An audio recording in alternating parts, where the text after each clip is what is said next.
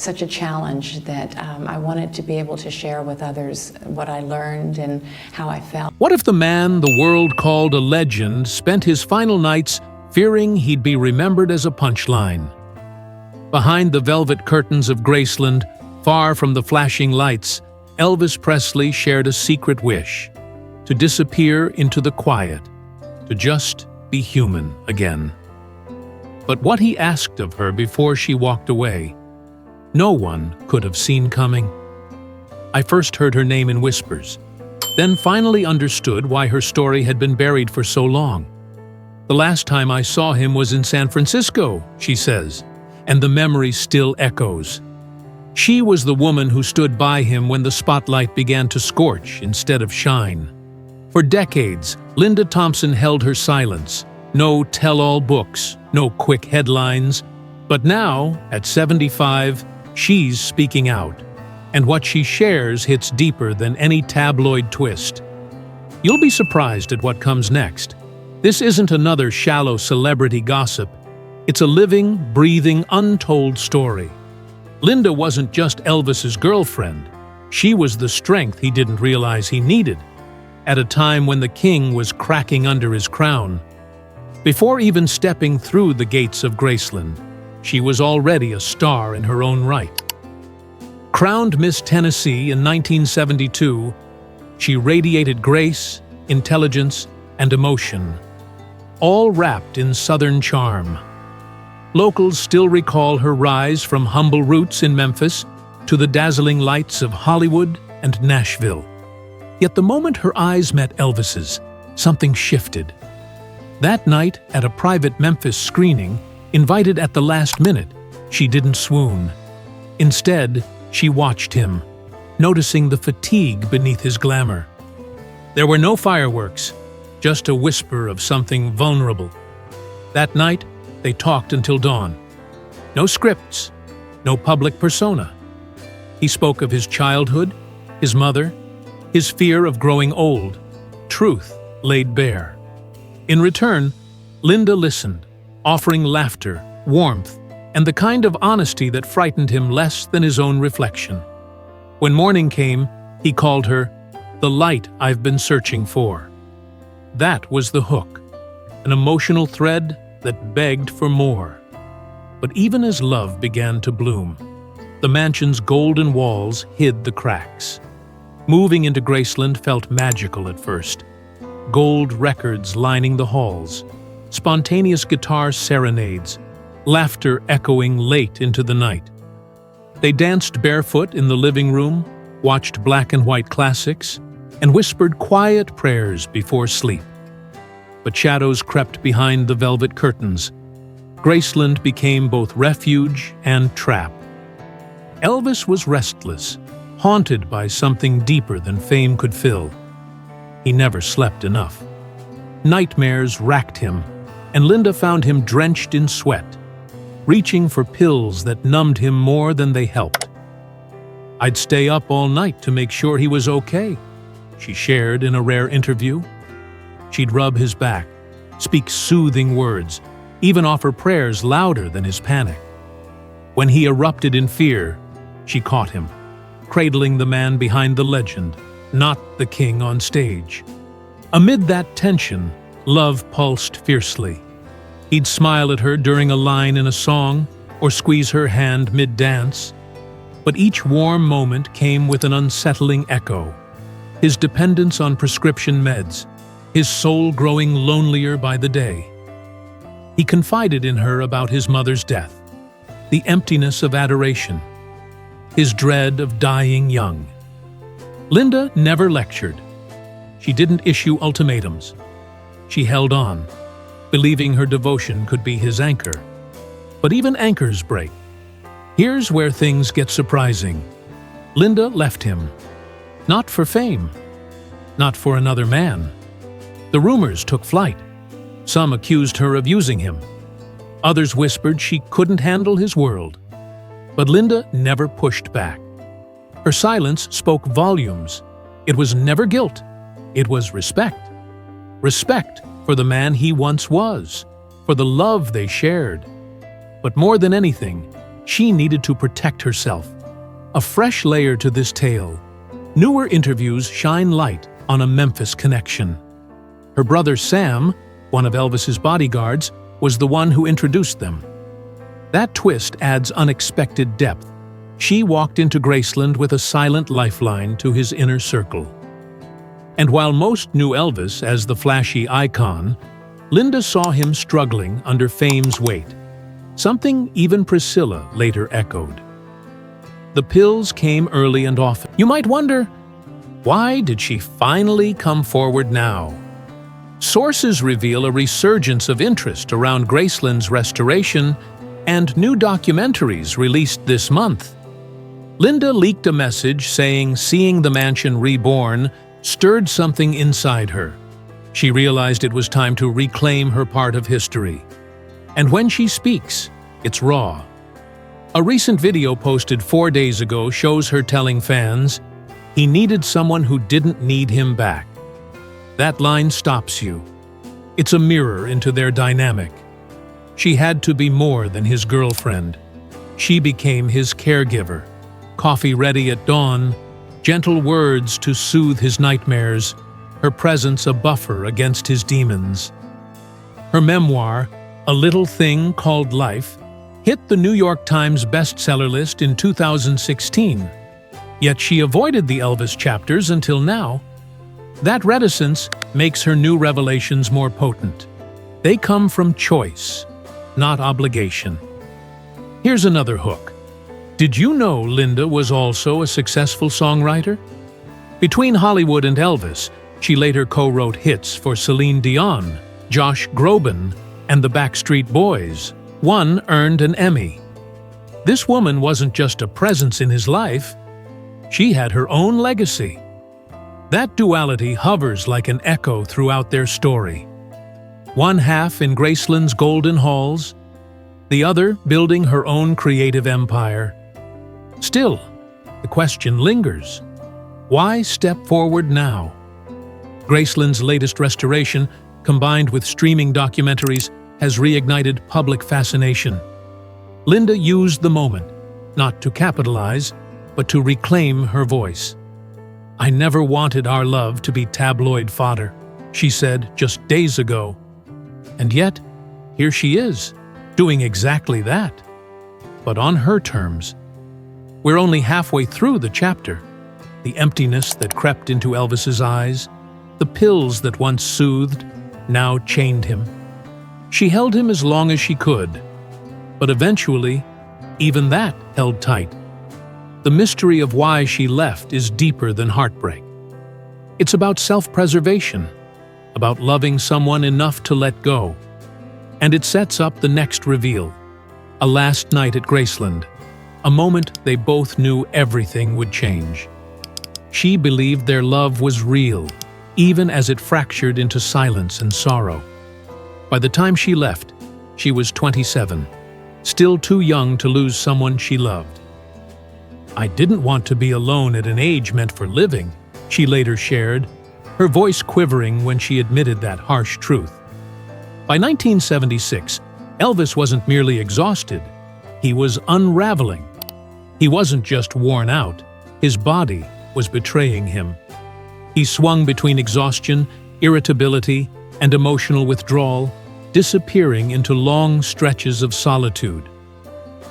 "I felt like he was fading before my eyes," Linda confessed. Some days he mumbled barely a word. Other days, he'd slump mid-conversation, drift off, or stare into space, as if trapped in a dream he couldn't escape. And then, there were the nights she recognized no one in the room but him. A hollowed-out shell. She begged him to pause, to detox, to cling to some version of himself. He always promised he would. In the moment, his words sounded true, but his vows slipped away as easily as melodies once did. There was no villain in their story, only time, dependence, and heartbreak intertwining. So she walked away, not out of anger, but out of survival. Packing in nearly silent tears, she kissed his forehead and left the door ajar, on purpose. She whispered, If you ever call, I'll be here." In her mind, she never truly closed that door. And yet, what happened next revealed the depth of their bond. Late one night, just months after she had gone, the phone rang. It was the kind of call that sneaks up on you, the kind that feels like a whisper of the past. Her heart raced as she recognized his voice. Gone was the swagger. Gone was the vibrant energy. Instead, she heard weariness so profound, it shook her bones. He sounded like a man. Why didn't she tell this story sooner? Linda had every chance. She was courted by tabloids, publishers offered vast sums, and talk shows waited in line. She could have sold heartbreak and scandal. But Linda refused. She never wanted to reduce him to a caricature or his legacy to a headline. To her, he was not the king. He was a vulnerable man who held her hand in the dark. He cried in her arms when the lights dimmed. "I wanted to protect what dignity he had left," she told an interviewer years later. While others rushed to cash in, selling lurid tales or exaggerated memories, Linda chose restraint. She built a secret garden around their truth, quiet, sacred, untouched. Her sudden emergence in 2016, nearly 40 years later, wasn't a bid for attention. It was an act of remembrance. In a little thing called life, she wrote, not to scandalize, but to honor. He was human, and that is what made him divine. I saw his light, and I saw his dark, and I loved him through it, she wrote. Those words didn't explode. They resonated. They shifted how fans remembered Elvis. No longer an untouchable legend, but a flawed, brilliant soul, broken and beautiful all at once. Here's a curiosity-stoking detail. In her memoir, she reveals the date she left, Christmas Eve, 1976. Choosing that moment wasn't random. She wanted him to have family around him during a time meant for comfort, not contemplation. Yet even with loved ones close, she says he called her that night again. Another sign that she was the anchor he never found elsewhere. Fans may not know how deeply she influenced his final months. Elvis's Memphis doctor later confirmed Linda helped enforce schedules, encouraged him to exercise, and watched for late-night pill use. Without making headlines, she worked in the margins, trying to keep him tethered to life. When she departed, she took that support with her, and his health spiraled. Another revelation. Her memoir confirms Elvis believed he'd live into his 80s, a promise he made to her. Yet, she says, he was shocked when his time ended. His faith in longevity made her departure even heavier. She believed they had more years together. Instead, she held his final words like a fragile relic. In interviews today, she speaks with the calm of someone who has witnessed storms. I had to learn who I was, separate from him. I had clarity in spaces he couldn't fill, she recalled. That didn't simplify grief, it complicated it. She mourned a man and a memory of herself in that relationship. Now, days after revealing this chapter, Linda is facing renewed scrutiny. Some applaud her honesty. Others ask why she waited. But that silence, she makes clear, was intentional. It wasn't absence of love. It was a choice to love differently. And now, as she reclaims her narrative, she invites the world to see him through her eyes. Tender, fragile, human. She once confided that late-night whispers in Graceland weren't whispers at all. They were real dreams of a shared future. In the quiet glow of the mansion's halls, she and Elvis spoke of growing old together. Not just platitudes, but heartfelt yearnings for a simple life beyond the torrent of fame. He sketched visions of country mornings spent fishing, afternoons spent writing songs in peace, and evenings truly resting without the world's gaze upon him. He wanted to be a husband again, perhaps a father, she revealed in her memoir. Just a man, not a myth. That hope flickered like a candle in a storm, never fully extinguished, but always just out of reach. In those tender moments, he let his walls fall away. They traded quiet fragments of their souls, raw fears he rarely shared with anyone else. He admitted his deepest dread, being forgotten, fading into obscurity despite his legend. A genuine moment of vulnerability that would haunt her long after the lights went out. She watched him weep over his future, shaken by the emptiness he feared. Linda responded by introducing new routines. Then came the promise he made her before she left. His voice cracked when he asked, "Don't let them make me a joke." Half plea, half confession, he knew how the world would pit him. The bloated figure, the rumors, the pills, a legacy of decline rather than the brilliance he'd given the world. Linda looked into his eyes and vowed she wouldn't let his memory be distorted, and she kept that oath. While others rushed to sensationalize, she spoke of him with reverence, not pity.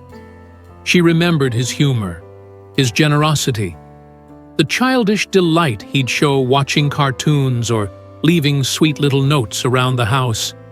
Sure, she acknowledged his struggles, but she framed them like any human flaw. A reminder that even in his greatness, he remained beautifully real. She once smiled when asked if her love for him ever dimmed. It hadn't. It morphed into quiet respect, enduring esteem. This was the heart she used to protect his legacy. At 74, Linda Thompson stands as a mother, writer, survivor, a quiet source of grace. Her life didn't end with Graceland's gates. Hollywood red carpets, an Emmy-winning songwriting career, and raising 2 sons followed. She remarried twice, first to Olympic decathlete Bruce Jenner, now Caitlyn, with whom she had Brody and Brandon, then to legendary producer David Foster. Each chapter brought its own joys and challenges, but none mirrored that first love. Elvis taught me devotion, and its cost, she reflected, a love that never leaves quietly. Even now, Linda returns to Graceland unannounced, walking through the rooms they once shared laughter in, pausing by the piano where he'd play gospel at dawn. She leaves flowers, not for the icon, but for the man he was. Because in her heart, love doesn't vanish. It changes form. The secret she carried, and kept, was that she chose to restore his heart to the world's memory. She handed back his story, infused with humanity. In the final stretch of her journey, Linda's life is a masterclass in resilience and reinvention. She pivoted from the glamour of a beauty queen to the quiet strength of a mother, a voice of compassion and creative force. Through her songwriting, penned collaborations for Whitney Houston, Celine Dion, and the Backstreet Boys, she built a legacy all her own. She transformed personal sorrow into melodic masterpieces, earning Emmy and Oscar nominations. She gave us insight. Reinvention is not erasure.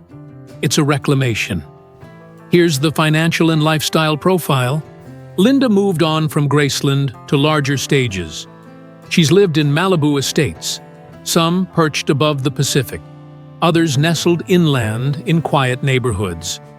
Over the years, she's owned luxury vehicles, likely late-model Lexuses or Benzes known to her circle. She's worn high-end watches, not flashy, but timeless pieces from brands like Cartier or Rolex, reflecting her understated elegance. Though there's no record of private jets, her time with David Foster placed her in that orbit. Their real estate holdings included Foster's decades-old Malibu home, equipped well enough, rumored to once feature a funicular and secret rooms. Her business interests span songwriting royalties, memoir sales. They netted her a New York Times bestseller, and continued licensing of her music. Brand deals have been minimal. She prefers substance over flash. Her insurance choices likely reflect savvy financial planning. Health, asset, life cover expected for someone of her standing. Her financial lesson? True wealth lies in creating with depth, maintaining dignity under pressure, and building lasting value, emotionally and monetarily. Comparing her past and present, Linda's evolution is profound. Once beside the world's most famous man, she now stands on her own legacy, stronger, wiser, unshakable. She turned heartbreak into words, silence into songs, and grief into gratitude. So here we stand, at the final note of a long, complex ballad. She gave us more than stories. She handed us a mirror reflecting love's true cost and reward. What does it mean to love someone enough to let them go? That's the question her life leaves us with. In the end, this wasn't just a story about Elvis Presley. It was about memory, legacy, and the power of love told honestly. Linda Thompson didn't rewrite his story. She rescued it. Beneath the glitter, she showed us the man who longed for peace, feared obscurity, and still laughed like a kid watching cartoons. Her silence for decades wasn't avoidance, it was devotion. And through her eyes, we remember not the fall, but the fire. If this story moved you, let us know in the comments. What do you believe Elvis truly wanted to be remembered for? Don't forget to like and subscribe if these untold stories speak to you. We've got more coming. Hidden truths, forgotten icons, and the moments history left behind. Because sometimes the most powerful legacies aren't the ones we shout, but the ones whispered in love. Elvis once asked not to be turned into a joke. Thanks to her,